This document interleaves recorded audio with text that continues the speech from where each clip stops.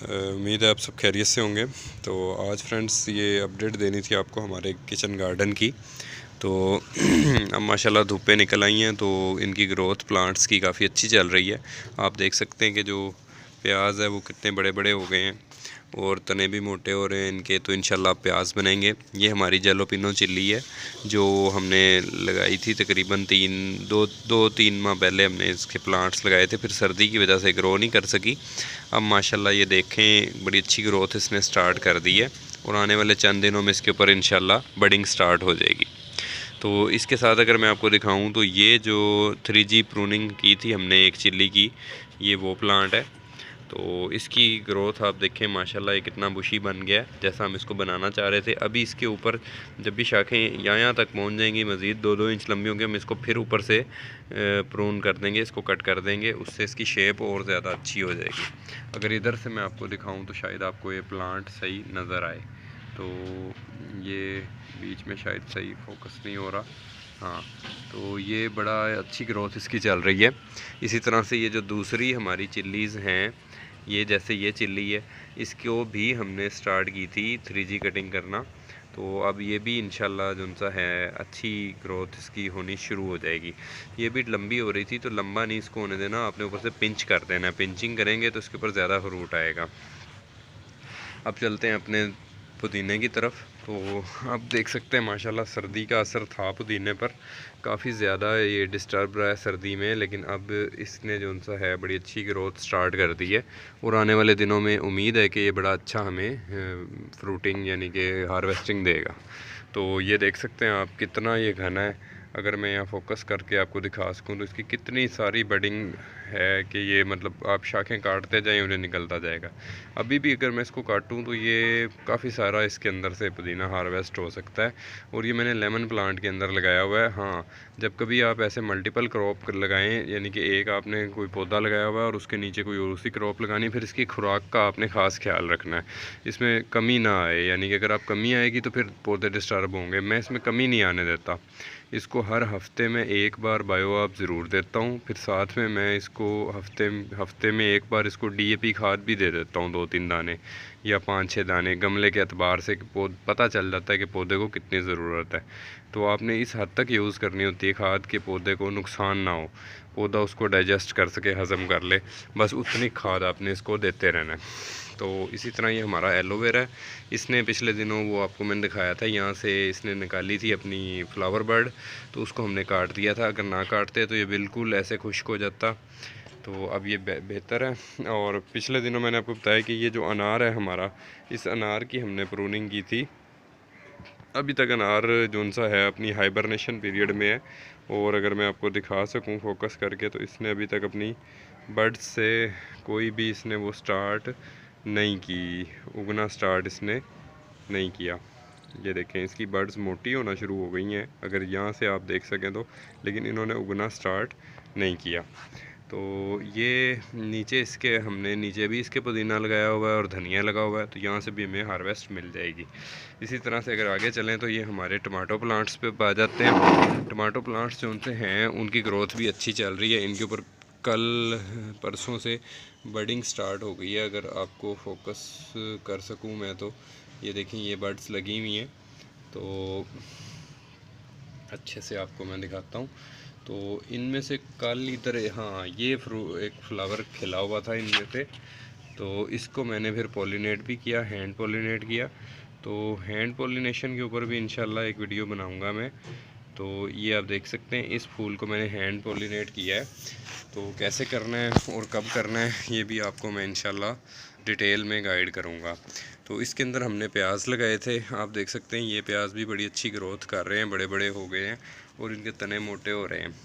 और इसके अंदर हमने कुछ ये लगाई थी हमारी लहसुन। तो लहसुन देख लें आपके लहसुन भी सही ग्रोथ कर रही है और आने वाले दिनों में हमें ग्रीन लहसन की कमी हमारी यहाँ से पूरी हो जाएगी। साथ वाले हमारा जो चीप प्लांटर आ जाता है जी, इसके अंदर हमने धनिया लगाया था। अब धनिया ये तीसरी बार हार्वेस्टिंग के काबिल हो गया है, तो ये आज कल में मैं इंशाल्लाह ये इसको हार्वेस्ट करूँगा। और साथ ही हम पुदीना तोड़ेंगे तो इसकी जो सा है कुट्टी या चटनी जिसको कहते हैं वो बन जाएगी, और वो उसको फ्रीज़ कर लिया जाएगा। फिर वो 1-2 हफ्ते या रायते वगैरह में अच्छी तरह से इस्तेमाल हो सकती है। इसी तरह बात करें तो हमने यहाँ पर, आपको याद होगा, हमने 3 छोटे प्याज के बड्स लगाए थे ग्रीन ओनियन के लिए ना, इनकी ये ग्रीन लीव्स के लिए। तो ये भी बड़ी अच्छे ग्रोथ कर रहे हैं और ये अब हार्वेस्टिंग के काबिल हैं। आप इनको यहाँ से तोड़ें तो बस दरमियान में से जो जैसे ये वाला है इसको छोड़ दें, बाकी आप साइडों से काट लें तो 1 हफ्ते के अंदर ये अब दोबारा इतना ही हो जाएगा।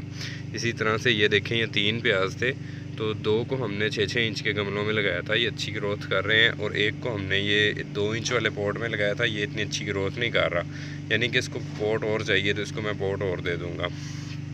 और ये हमारा बेसल प्लांट है जो हाइबरनेशन पीरियड से अब जाग गया है। अब ये बेसल जो सा है अपनी ग्रोथ करेगा, तो बेसल को भी हम किसी बड़े पॉट में शिफ्ट करते हैं। अब हमारी जो जैलोपिनो चिली हमने बाहर रखी हुई थी 12 इंच के पॉट में थी, आपको याद हो, तो ये 2 जैलोपिनो चिलीज़ हमारे पास बची थी, एक ये थी और एक वो जो हमने सीमेंटेड पॉट में शिफ्ट कर दी थी।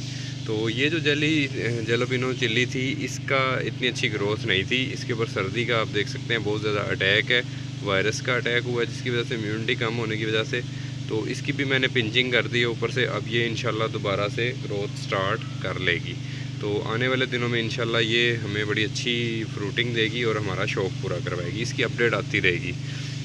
और ये जो पनीरी पर टमाटर की बची थी ये वैसे एज इट इज़ ही है। तो ये हमारा जो नए पॉट में हमने पालक लगाया था, पालक की स्प्राउटिंग स्टार्ट हो गई है और इसको अभी तक कोई खाद नहीं दी हमने, जैसे लगाया था ये वैसे का वैसे मौजूद है। तो आप देख सकते हैं, अगर यहाँ पर ये हमने लाइनों में पालक लगाया था तो ये वैसे ही लाइनों में ही स्प्राउटिंग स्टार्ट इसकी हो गई है।